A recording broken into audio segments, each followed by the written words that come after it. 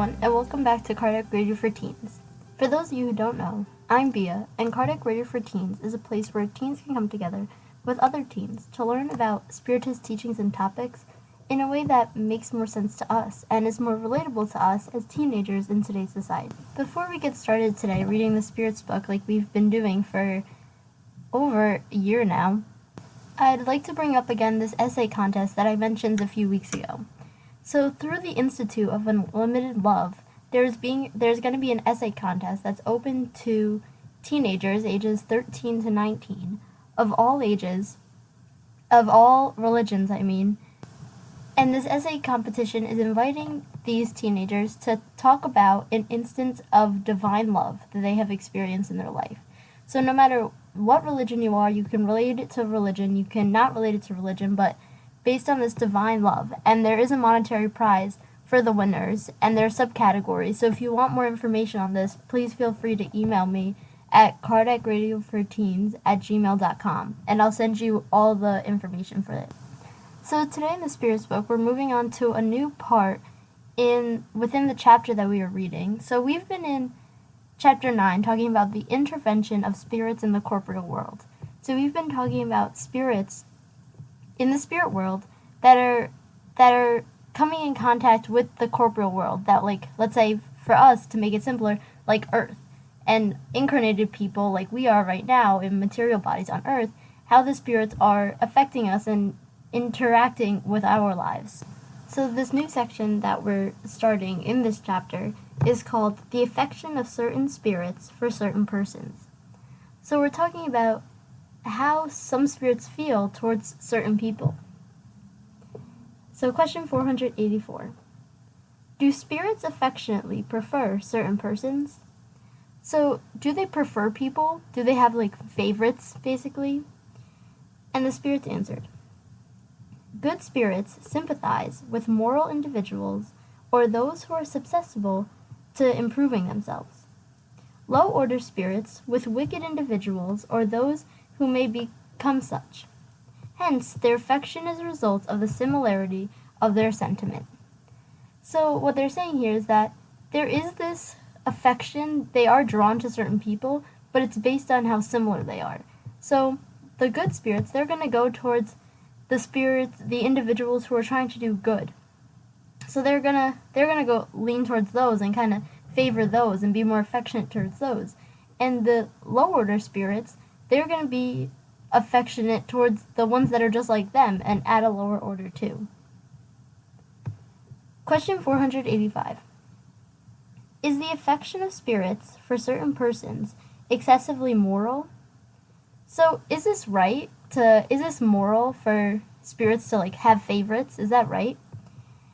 And the spirits answered, true affection has nothing carnal about it. And when a spirit attaches itself to a particular person, it is not always out of affection. A remembrance of human passions can have a hand in it. So, affection isn't really the right term that we're using here because we're not talking about anything material, any material affection. And so, also, it doesn't have to be particularly good. So when they're saying, is it moral? It doesn't have to be good. Like we were saying, the low-order spirits, they like the low-order spirits that are incarnated. They connect with them because they're, excited that other people are doing wrong things or they want to be doing those things. So that's not exactly a good type of affection, but it's still happening. So it's not exclusively moral. It doesn't have to be for good intentions all the time. Question 486. Do spirits take an interest in our misfortunes and prosperity? Are those who wish us well concerned about the afflictions we experience in life? So, do spirits are they happy when something good happens to us? Are they sad when something sad happens to us? Are they kind of watching and kind of feeling emotion? Kind of like when you're watching a TV show and you kind of experience things with the characters. So if something good happens to the characters, you're excited.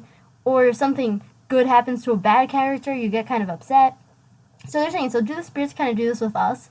Like they're watching us on a TV? And the spirits answered, Good spirits do all of the good things they can, and they feel happy for your joys. They are concerned about your afflictions when you do not bear them with resignation, because then they produce no good results for you. You carry on like patients who reject the bitter medicine meant to heal them. So, these good spirits, they're going to be doing all you can. They're going to be watching, and they're going to be trying to help so that you can have this happiness. It's like if it's a TV show, like we said, and your character, you want to help that character do good. You want to help them, even though, in our case, just watching a TV show, we can't help them. But the spirits can actually help us if we're willing to receive the help. But also, they get concerned when something went wrong and maybe we're not thinking correctly. So like they're saying, it's like maybe if we needed medicine but we rejected it, they'll be concerned for us. So they do feel concerned for us when something bad happens, and they also feel happy for us when something good happens, and they're trying to help us to have that good happiness. Question 487. What kind of afflictions cause spirits to be concerned about us most? Physically caused afflictions or morally caused ones? So, are spirits more concerned when something physical happens to us or when something morally happens to us? So maybe physically if we broke our leg, or if something happened in our lives that's affecting us morally or emotionally. The spirits answered, your selfishness and hard-heartedness. Everything else derives from these. They smile at all your imaginary ills, born from pride and ambition, but they rejoice in those that will shorten the length of your trial. So they're saying here that basically all the problems that we come across, it's coming from our selfishness and our hard-heartedness. So everything is kind of coming from that. So sometimes we think we have such a big issue, and really it's not an issue at all if we took a step back and calm down. So kind of they like they said, they smile at your imaginary ills. So these things that are kind of fake, that you don't really have to be worried about, they're kind of like, oh, this person's they're just imagining things, and they just kind of push it aside until you figure it out. But of course, they do feel very happy when you do good things that benefit you. And then Allan Kardec puts his own comment in, and he says, knowing that corporeal life is only transitory, and that the tribulations accompanying it are the means leading to a better state, spirits are more concerned about the moral causes that keep us from the state than the physical ills, which are only temporary. So they're saying here that, so since we know that this world, this corporeal body that we're living in, all this material things, it's only temporary, so they know that the physical things, they're going to go away because that's only temporary. So they're more concerned about the moral ones because those are the ones that are going to stay with us until we overcome them. And then Allan Kardec continues, spirits care little about misfortunes that only affect our mundane ideas, as we care little about the puerile afflictions of childhood.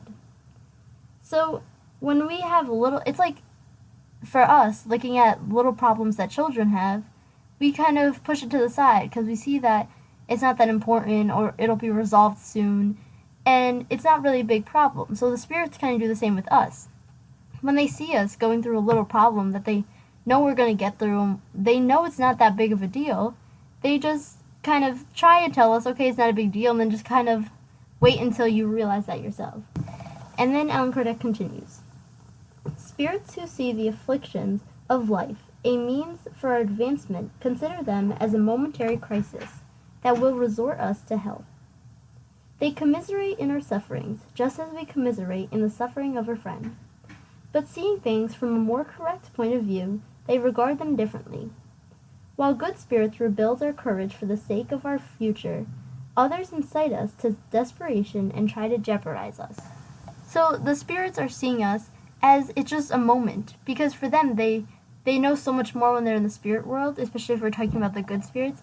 So they know so much more, so they see this as just a moment. But of course, they try and help us and get through this moment, if they're the good spirits.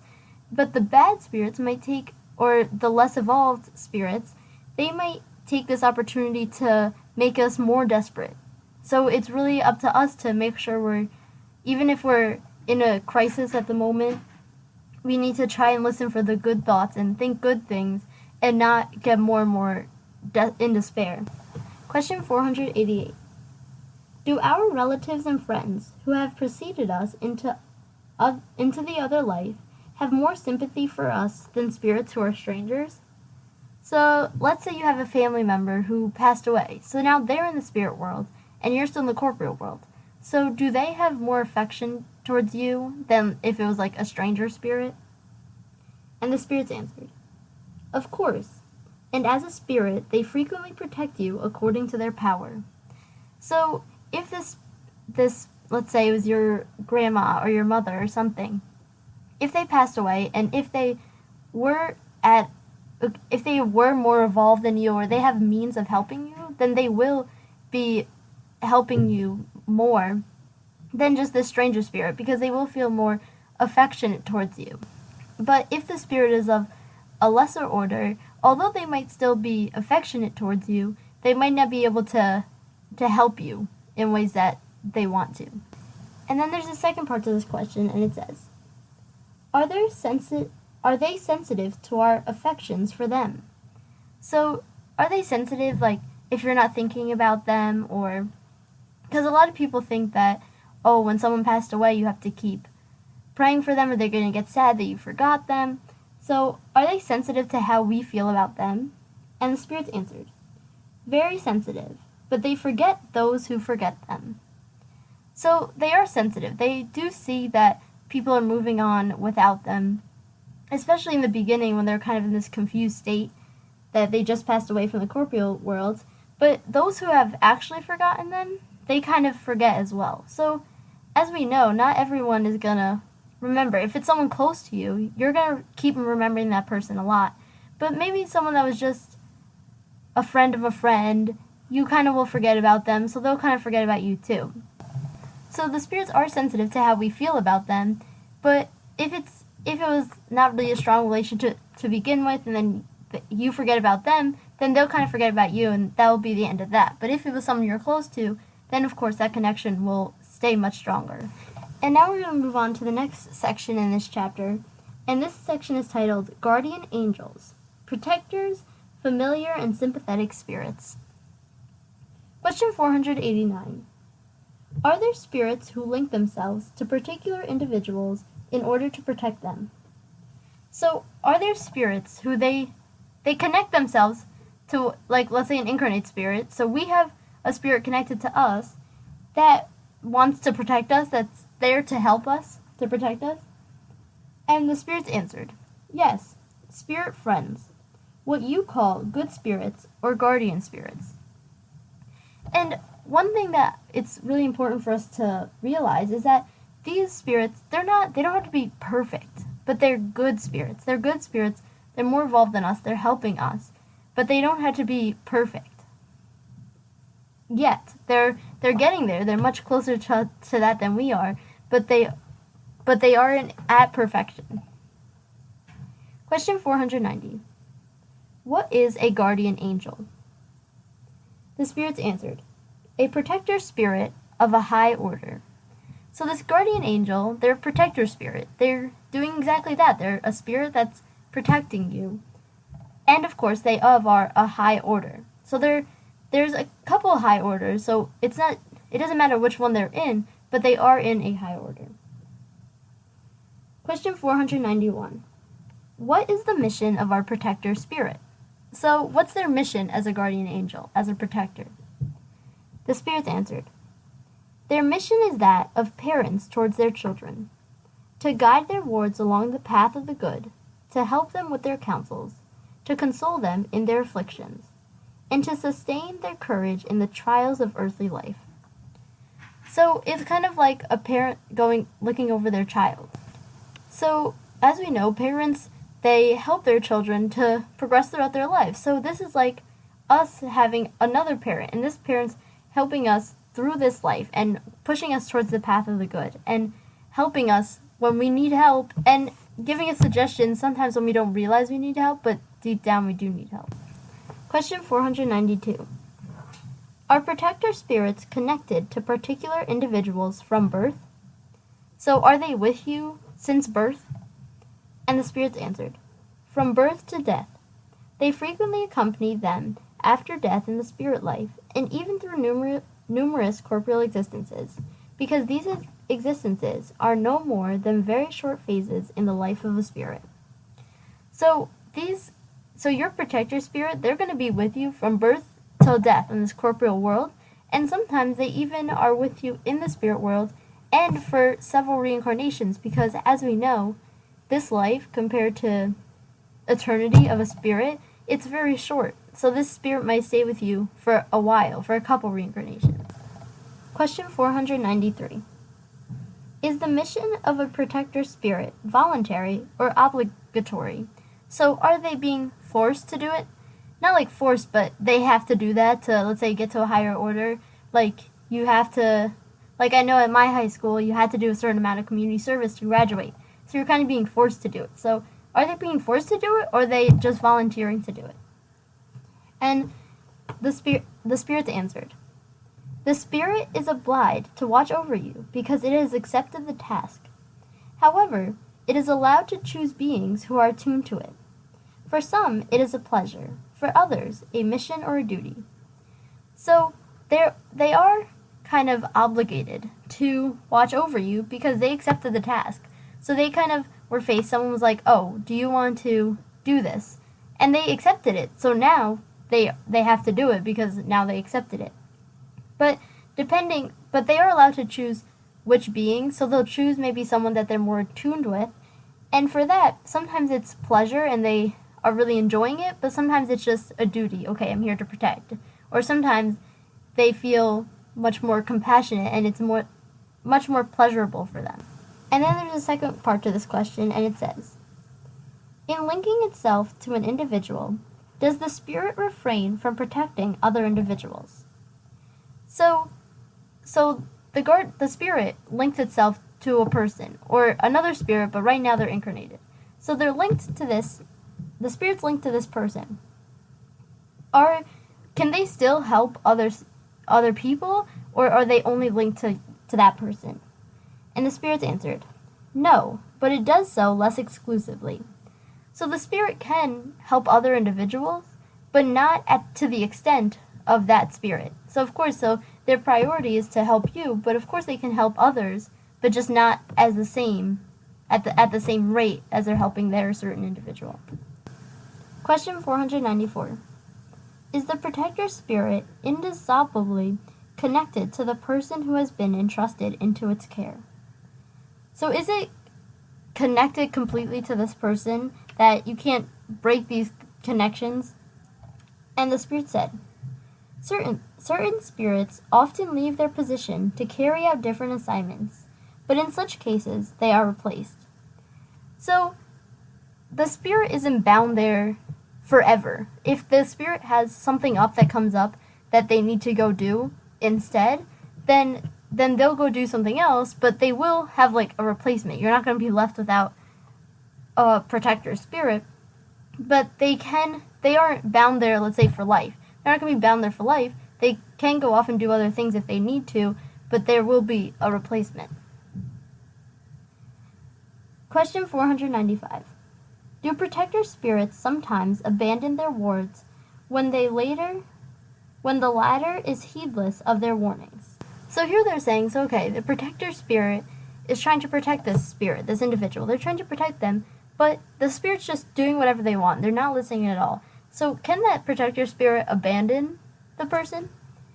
And the spirits answered, "They withdraw when they see that their counsels are useless, and that the ward's will is set on submitting to an influence of little evolved spirits. They do not abandon them entirely, however, and always try to make themselves heard. Their wards are only the ones who shut their ears. Their protectors return as soon as they are called." So once the protector spirit is trying and trying and trying, and they see that the person's not listening at all, then they don't abandon them. They don't leave completely, but they just stop giving all this advice, because it's like the spirit's sitting there with their ears closed going la la la, so they don't hear their protector spirit. So until the spirit uncovers their ears and is looking to listen for their protector spirit, the protector spirit kind of has to just sit back a little bit because they know that whatever they do, the spirit's not ready to listen to them. And this response goes on for a couple of paragraphs, so we'll read through it piece by piece and we'll break it up. So then he continues. If there is a doctrine that should convert the most incredulous by its charm and sweetness, it is that of guardian angels. Isn't it a very consoling idea to know that you always have at your side beings who are more evolved than you, who are always there to counsel, sustain, and aid you in scaling the rugged mountain of the good, who are more reliable and devoted friends than the most intimate connections that may have contracted on earth? These beings are there at God's orders. It was God who placed them at your side. They are there out of love for God, and they fulfill a beautiful but laborious mission alongside you. Wherever you may be, your angel will be there with you. In prison, in the hospital, in dens of iniquity, in solitude. Nothing separates you from that friend whom you cannot see, but from whom your soul nonetheless receives the gentleness impulse and hears the wisest counsels. So here they're saying that, is there anything more amazing than a guardian angel if you think about it? Isn't that so consoling to know that no matter what you're going through, no matter where you are, you have this guardian angel with you. You have this protector spirit. So you're never, even when you think you're by yourself, you're not, because they're always there with you. And they're saying here that the bonds that you have between this protector spirit and yourself, they're bigger, they're greater than any bonds that we have on earth. So this should be such a consoling idea to people, because a lot of people feel in despair and feel like they're alone and that there's no one to help them or no one to understand. But their protector spirit's right there, always there for them. And they're there because God ordered them to be there. God let us have a protector. God wanted us to have this protector to help us through everything. So kind of here they're just saying, isn't this so amazing if you actually think about it? And then they continue. Why can't you understand this truth more fully? How many times it would help you in moments of crisis. How many times it would save you from evil spirits. But on the great day of accounting, this angel of the good might have said to you, didn't I offer you advice? Yet you did not follow it. Didn't I show you the abyss? Yet you fell into it. Didn't I make the voice of truth resound in your conscience? Yet you followed the counsel of a lie instead. Question your guardian angels. Establish between yourself and them the intimate tenderness that reigns between best friends.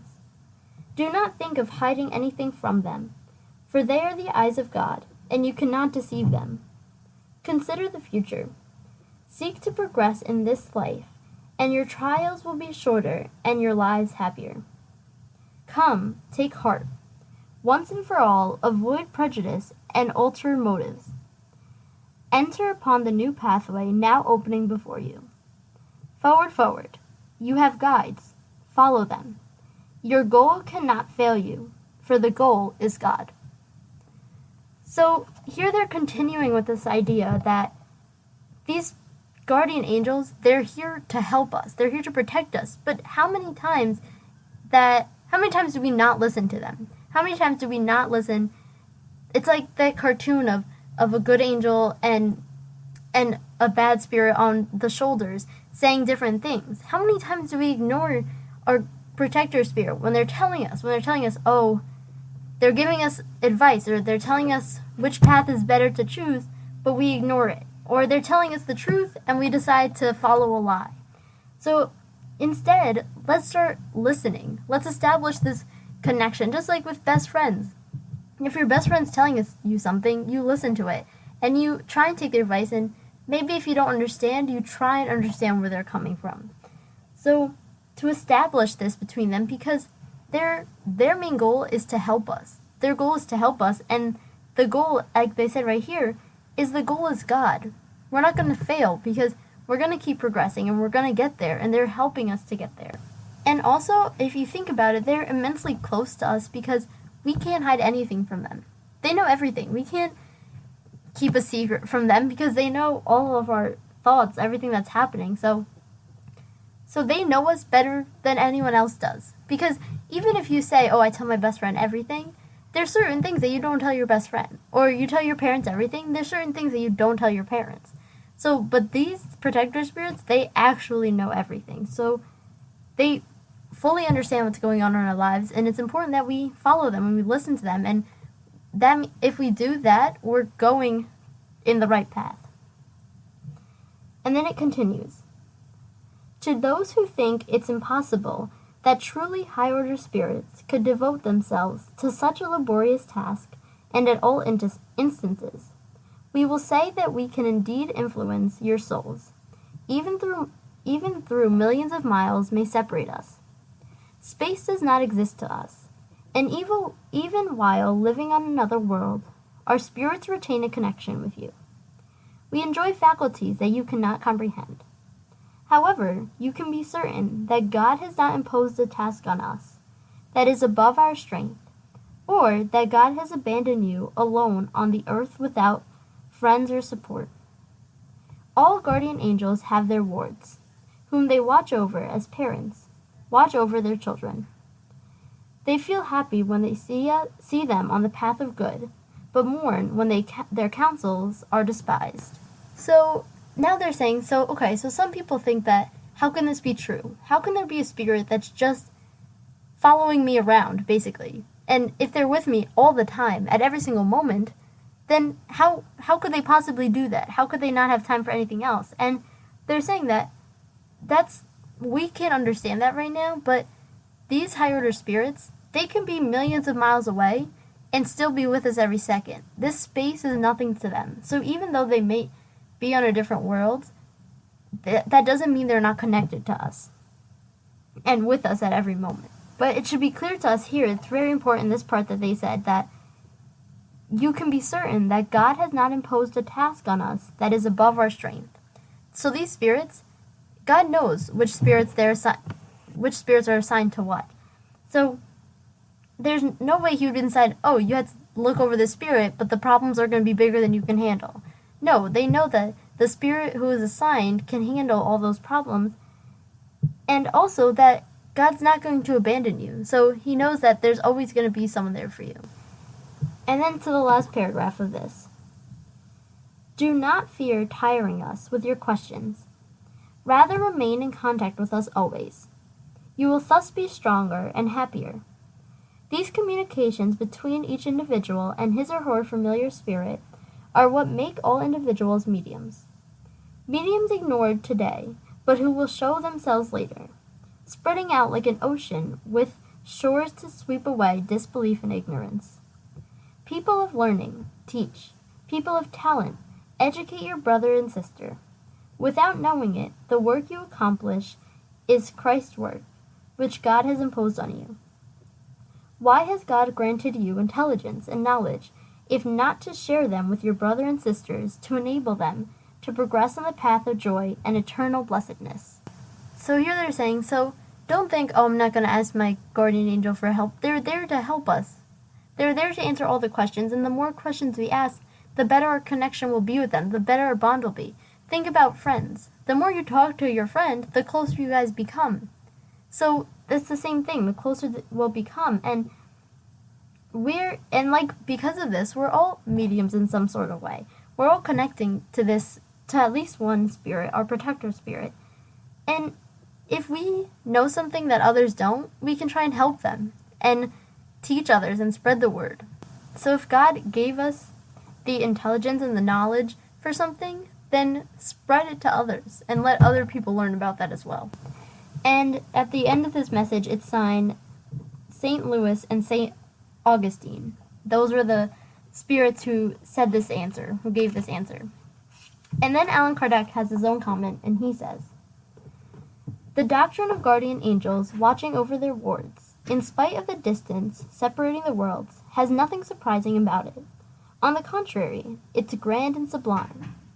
On the earth, do we not often see a father, a bite far away, watch over his children and aid over her, while his wise counsels through correspondence?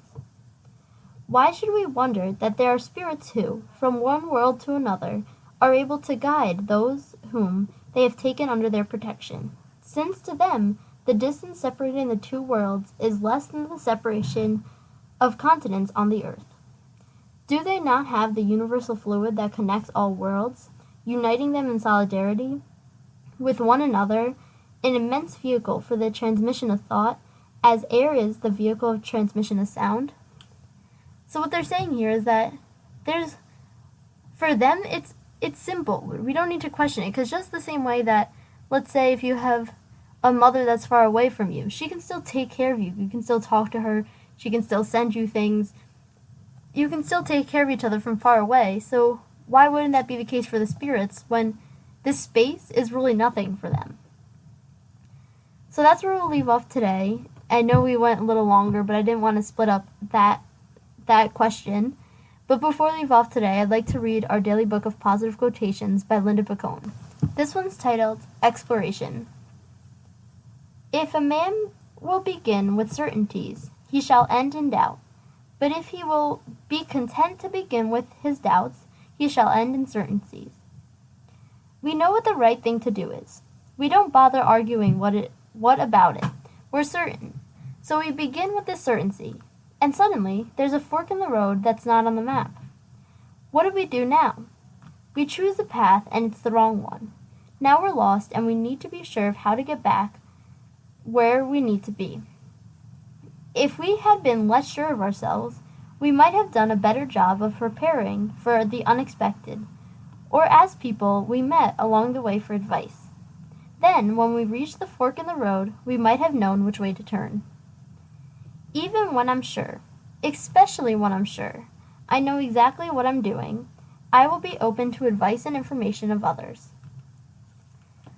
Once again, I'd like to remind you all about the essay competition. If you want more information on that, please feel free to email me at cardiacradioforteens@gmail.com, and I'll get back to you right away. I'm Bia, and this is Cardiac Radio for Teens. Thank you all for listening. This has been Cardiac Radio for Teens. Thank you all for listening.